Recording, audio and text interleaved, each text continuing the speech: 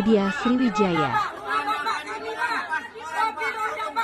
Berawal dari kasus pemukulan seorang wanita oleh oknum anggota dewan yang kemudian viral di media sosial, pengacara kondang Hotman Paris pun terbang ke Palembang dan siap mendampingi korban.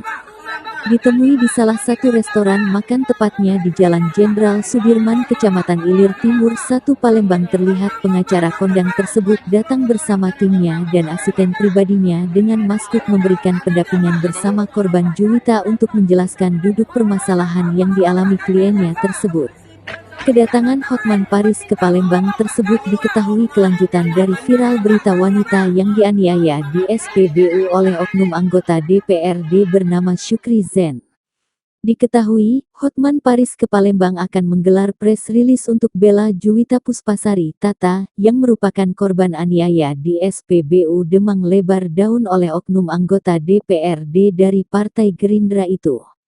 Melalui program Hotman 911, pengacara kondang itu akan membantu permasalahan hukum bagi masyarakat yang memerlukan bantuannya. Hotman 911 adalah program bantuan hukum gratis bagi pencari keadilan khususnya masyarakat dengan ekonomi lemah. Saat mengadakan press release tersebut, Hotman Paris pun banyak menerima keluhan dari masyarakat Palembang terkait permasalahan hukum yang tidak ada penyelesaiannya dan menguap begitu saja. Salah seorang ibu yang bernama Soimah, wartawan di Palembang, bahkan sempat menangis saat mengadukan permasalahan yang dihadapinya terkait kematian anaknya di salah satu pesantren modern terkenal. Ini sudah keterlaluan, bukan lagi sekedar bertengkar biasa, tapi seorang laki-laki yang sangat gagah tubuhnya memukuli begitu. Saya langsung tertarik dan saya langsung lagi pula langsung saya tahu lagi bahwa ternyata dia adalah anggota Gerindra dan anggota DPRD Palembang. Kebetulan saya adalah pengacaranya Prabowo sudah puluhan tahun, pengacara keluarganya, dan juga adiknya Hasim yang juga pimpinan Gerindra. Langsung saya telepon Hasim malam itu, dan Hasim juga pimpinan Gerindra di Jakarta, adik kandung Prabowo yang seorang pengusaha konglomerat. Geram banget dia malam itu, dia geram banget, marah banget dia, ya. Langsung dia panggil rapat dan sebagainya, dan saya dengar sudah dijatuhkan sanksi.